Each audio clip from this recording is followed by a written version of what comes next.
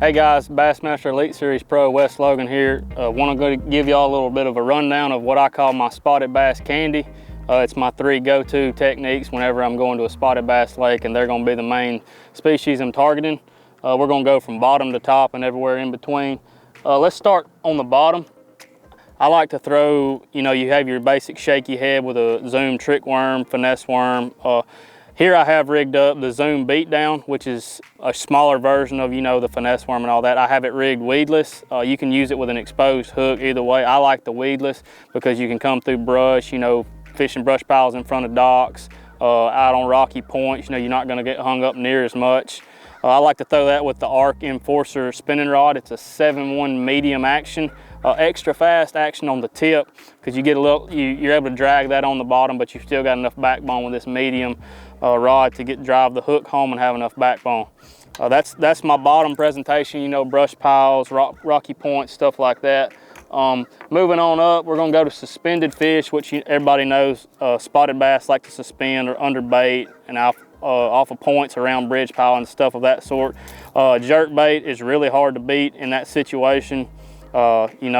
Just whatever jerkbait you really prefer. I like using the 110 Mega Bass jerkbait, this FX series. The main thing I like about this is I'm able to cast it a lot further with this particular jerkbait because they've been able to make the bill swivel. So when you cast it, the bill doesn't drag a lot of wind. When you throw it, it lays flat, but once you start working it, the bill comes down like in normal position. So that's just a neat little thing they've done to get a little bit more casting distance. And working a jerkbait, the further you can cast it, the farther down you can get to that maximum depth that it actually works at.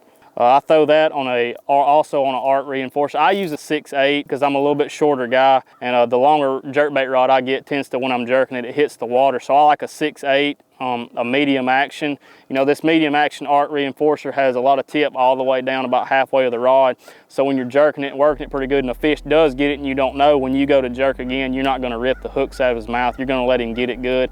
And also with these tiny hooks that are coming on the jerkbaits, you'll be able to fight that fish a lot easier and not them angry spots they get to the boat, they want to dive, the rod will give and you'll have enough give for the hooks not to rip out of his mouth. So that's a really good all-around rod for a jerkbait. It's my personal favorite. That 6/8 length is just good for me because I'm a little bit shorter guy. Going up top, you got the schooling fish on the herring lakes. You got Smith Lake, Lake Hartwell, Lake Murray, places like that.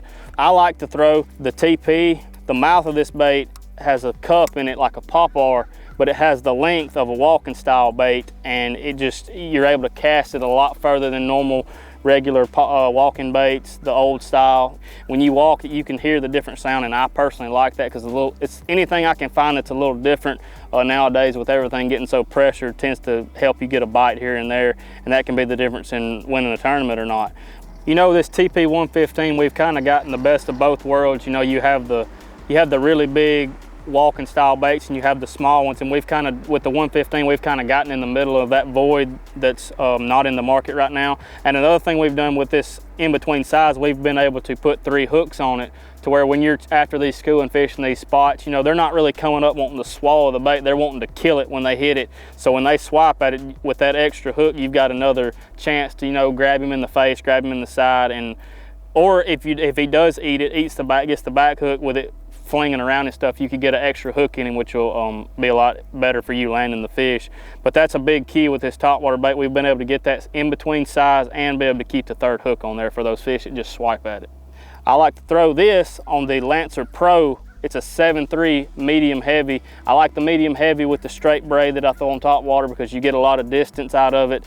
And when one gets it way out there with this straight braid, even though it's a medium heavy, you're going to get a good hook set into him, but you're not going to rip it out of his mouth like you would with a heavy rod and so forth. Again, I throw this on 50-pound Sunline braid.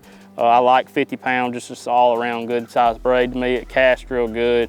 It's really abrasion resistant. It's not real small. It doesn't get caught up on itself like 20 and 30-pound does to me. But that's really my basic rundown. If you're new to fishing for spotted bass, be sure to pick up these 3 lineup of baits, and when you get there, let the fish kind of tell you what's going on. Each day's different, you'll have different conditions. They could be on a topwater bait, suspended, or on the bottom. Again, just pick up these 3 and see how it goes for you.